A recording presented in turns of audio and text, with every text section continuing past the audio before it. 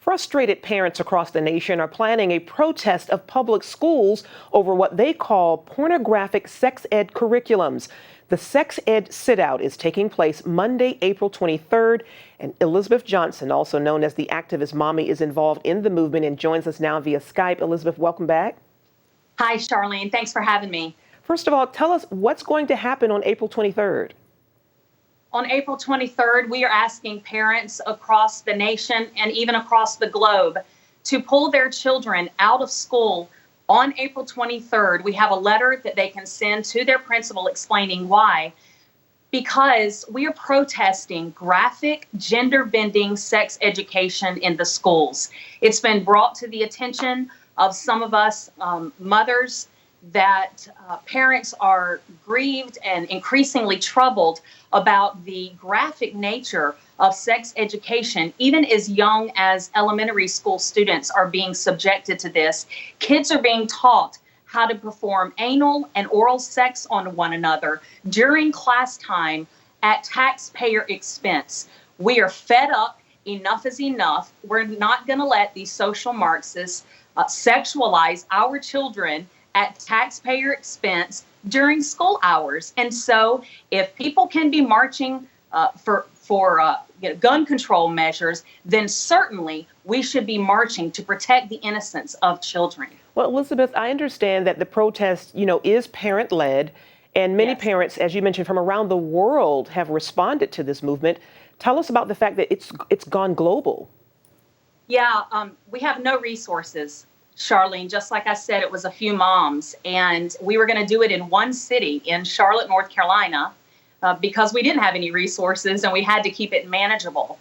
And I will have you know that we have press events in at least 9 cities in America and now 3 countries. Australia and Canada are on board. And we have people in the UK begging us to help them launch as well. And so you can see that there is a hunger for someone to be the voice for these poor parents who have been trying to get this situation under control in the schools, but they're getting the runaround when they go to administrators and school boards and they're asking, why are you teaching my children to question their gender? Why are we reading math problems that our children have where they're talking about going and visiting gay bars in math problems?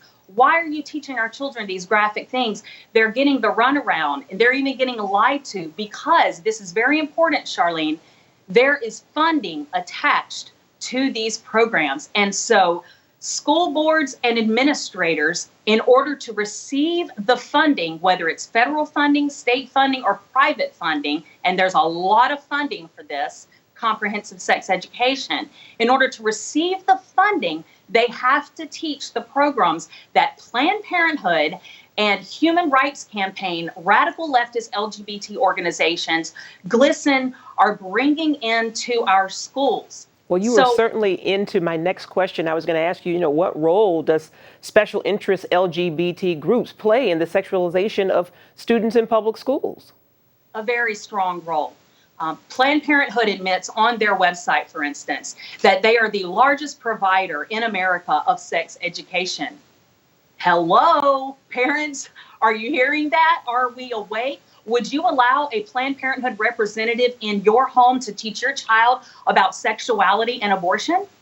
Wow. No, I bet none of you would. Would you allow a representative from radical leftist LGBT activists, Human Rights Campaign, or GLSEN to come into your home and teach your children about families with 2 mommies and 2 daddies, teach your children about questioning their gender? No, you wouldn't allow that. So why are we allowing, at taxpayer expense, through Obama in 2010, provided $200 million in funding for comprehensive sex education. Wow. That's our money, ladies and gentlemen. Why are we allowing Planned Parenthood and HRC to come into our schools and radicalize and pervert our children's minds? Amazing. This has got to stop. Amazing. And you also say that parents are being deceived when it comes to what their kids are actually being taught in public schools. So how can a parent, for example, who's watching this, how can they find out locally what lessons their children are actually learning? You have to get very aggressive. you have to get into the principal's office and the school board and your teachers, and you have to talk with your children and find out what is going on. Because unfortunately, I wish I didn't have to be the bearer of this bad news. But like I said, school administrators have decided that funding is more important than your child's interest. So they're actually not being transparent about what they're teaching. I had a friend in North Carolina who filed a formal request of information, which you're allowed to do, and they are obligated to provide that within a certain period of time to explain what the curriculum is teaching. They skirted her formal request by saying it's not curriculum, it's teacher resources. And the radical graphic sex ed and gender bending sex ed is in North Carolina, but they will not tell my friend what is being taught because they say, oh, it's not curriculum, it's just teacher resources. And so there's deception taking place. And there are people involved like the ACLU that are assisting in pushing this curriculum and pulling the wool over our eyes. So we want you to go to the website, sexedsitout.com. Sexedsitout.com has all the resources you need. We have graphics for the signs. We have a press release. If you want to lead a press event in your city, you send the press release off to your local press and pick a location. And they will probably be there because this story is getting huge. Yes. And we have the letter to the principals where you can print it out, sign your name as parents, and tell the principal, we are pulling our child out of school on April 23rd because we are tired of this graphic curriculum. Sex ed does not belong, graphic sex ed does not belong in school. And if we can protest guns, we should be able to protest our kids' innocence being lost during school hours. Well, finally, Elizabeth, what do you hope comes out of the protest on April 23rd? What do you want to see happen? Well, already we have Planned Parenthood scurrying and running and deleting pages from the internet because they know we're on their trail. And already we have parents across the globe waking up and saying, enough is enough. These are our kids. They're not yours. Hands off our children. We send our kids to school to learn reading and writing and science and history, not how to question whether they really are a boy or a girl, and certainly not how to learn how to have anal and oral sex. This is pathetic. This is not what we send our kids to school for. And parents are waking up, and this is what we wanted to happen.